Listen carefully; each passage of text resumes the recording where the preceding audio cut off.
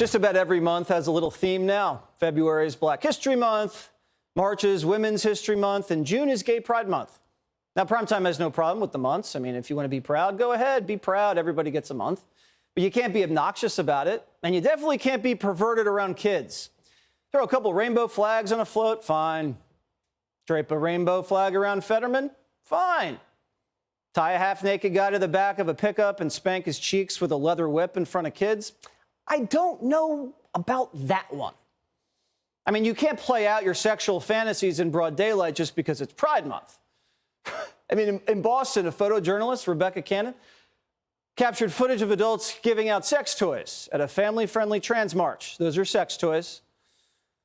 And if you look at this school in Canada, kids run through rainbows, waving gay pride flags, and then once they get to the other side of the rainbow, they're greeted by a drag queen in the school gym. That's when you know Pride Month's a Trojan horse for something else, right there. Parents are sick of it. In California, they're protesting Pride events at their kids' schools, and a fight broke out.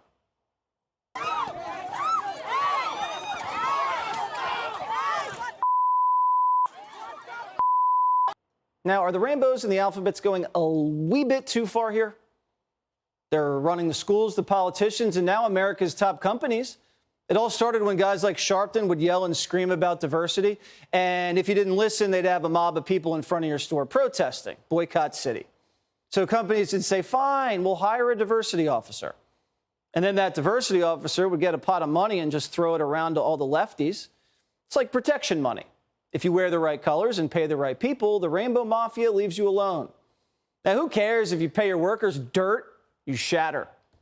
These diversity officers have been pushing and pushing for a long time. But many people think they've pushed too far. Target put out a pride collection for kids and, little swimsuits designed for people to tuck their privates away and pretend to be a different gender for kids. A parent sniffed it out, recorded it, spread it, and now Target's down $10 billion. They pushed it a little too far, didn't they? And now that Target's in the crosshouse, all sorts of dirt's getting dug up. Fox News Digital found that Target funded a group that's trying to tear down Mount Rushmore. Why is Target funding the destruction of Mount Rushmore? Well, because it's on stolen land, and it's an international symbol of white supremacy. Diversity officers have hijacked America's biggest companies, and now they're burning it all down. Kevin O'Leary is a Shark Tank investor and chairman of O'Leary Ventures. So we're in dangerous territory here with Target. They want to say goodbye to Mount Rushmore, apparently. What's the future bring? The future brings a complete change in the thinking of corporate America, particularly S&P 500 public companies. The stunning collapse of Target market cap is almost unprecedented for its own stock in 20 years. How this happened is being scrutinized by lots of other boards right now. And it's discussion that's going on every day with institutional investors. On one hand, companies want to show their support of diversity and all the mandates that society is discussing openly. On the other hand, the job of a business, particularly from the perspective of an investor, and those that are retired, for example, that own the S&P 500 or own Target stock, are concerned that maybe they're losing their way in terms of what the prime objective is. Your customers, your employees, and yeah, your shareholders. And so if you start to get too distant or too far away from the primary mandate, the market has proven itself to really, really punish you. And it's woken up all kinds of boards. This is actually displaying the power of something most board of directors never thought about. Social media. This happened. Look at Budweiser Light. It took decades to create the American beer and exactly 32 hours to destroy it. So when you can't control the message anymore through social media, which is clearly obvious, you better figure out what message you're putting out before it ever gets out there. We almost need a new committee on boards. We have, committees for risk. We've got compensation. We've got compliance committees. We need a communications media committee to advise the rest of the board who don't even have Twitter accounts or don't have Facebook or don't use LinkedIn, that never understood how the power of this works, to understand the risk inherent in what they're doing.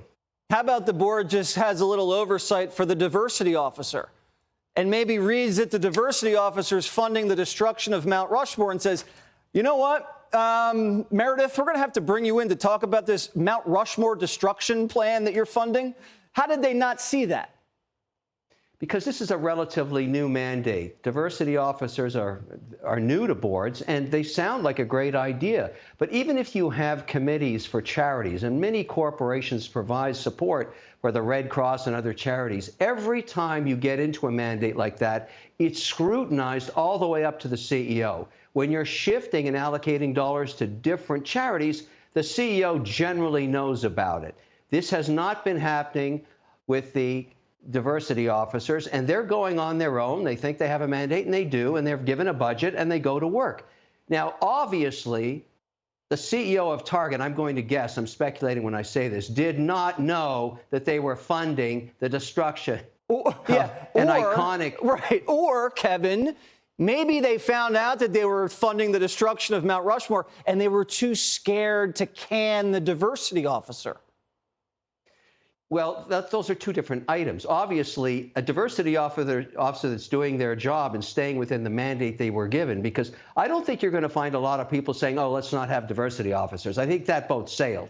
But what they do with their budgets now really matter. And the risks they're putting the company into because of the power of uncontrolled social media is obviously measurable. When you lose $11 billion of market cap, there's a lot of unhappy cowboys out there. They're called your investors. Yeah, they're funding the sex change surgeries in schools behind parents' back and the nuking of Mount Rushmore. Maybe that made it all its way to the CEO's desk. I hope it did. And I hope this diversity officer throwing around this kind of cash loses their job, just like the Bud Light marketing lady. Kevin, thank you so much. We really appreciate you joining us. Take care. Hey, Sean Hannity here. Hey, click here to subscribe to Fox News YouTube page and catch our hottest interviews and most compelling analysis. You will not get it anywhere else.